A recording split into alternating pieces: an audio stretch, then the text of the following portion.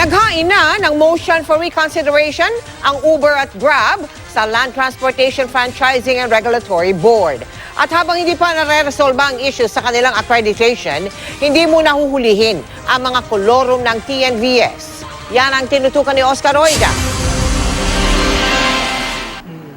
Daig pa raw ng 68 anyos na Uber driver na si Mang Juan, di niya tunay na pangalan, ang tumatawid sa alambre tuwing namamasada. Isa kasi siya sa libu-libong TNVS driver na bumabiyahe kahit walang hawak na provisional authority. Mula nang ipatigil ng LTFRB ang pagtanggap ng aplikante para sa TNVS. Pagka namamasada ka na ganyan, di nasa apps lang ako. Hindi mo alam yung pasahero na matatanggap mo, LTFRB na pala. Ang mahal-mahal po ang multa. Kaya bagamat kakaba-kaba, wala na raw siya magawa, kundi sumugal. Kasi po, wala akong ibang pinagkakitaan. Ganito rin ang kinakaharap ng Grab peer na si Makoy, di niya tunay na pangalan. Hindi raw niya inaasahang hahantong sa ganitong sitwasyon ang kanyang pinasok na negosyo. Kung bayad na yung sasakyan, wala namang problema eh. Kasi hindi pa po, inutang pa sa bangko yan. Paliwanag naman ng Grab, wala raw nakasaad sa pinalabas na memorandum ng LTFRB na bawal silang mag-accredit. Nakalagay dun sa memorandum circular na yon na pending review of the terms and conditions for TNVS, suspend muna natin. So, base doon, hindi naman ibig sabihin na totally hindi napapayagan yung TNVS. Or second, hindi naman sinasabi na na-reach na yung maximum capacity eh.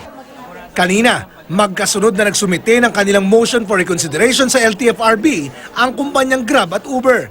Pareho na rin silang nakapagbayad ng tag 5 milyong pisong multa sa pinataw sa kanilang penalty ng LTFRB. Ayon sa LTFRB, dahil nakapagsumite na ng MR ang mga TNC ngayong araw, magkakaroon muna ng deliberasyon ang LTFRB bago maging final at executory ang nauna ng kautusan na manghuhuli na sila sa July 26. Para kay Senator JV Ercito, malaking tulong daw sa publiko ang TNVS, kaya dapat raw ay maayos sa lalong madaling panahon ang gusot na ito. Siguro, ayusin din niya. Sana sila rin po magpagsiyo sa sarili nila. Yung mga talagang wala pang application o wala pang papeles, ay sana tanggalin din po nila. Para naman kay Senator Joel Villanueva, maayos ito kung mamadaliin ng Kongreso ang pagpapapasa ng batas na maglalatag ng pamantayan para sa TNVS. Bukod dito, aminin ng pamahalaan, lahat tayo guilty rito sa gobyerno na hindi natin mabigyan ng maayos na transportasyon ang ating mga commuters.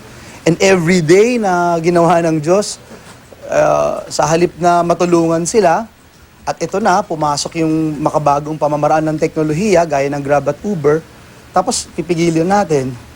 So ano ba talaga? So again, it's striking a balance. Oscar Oida, nakatutok, 24 oras.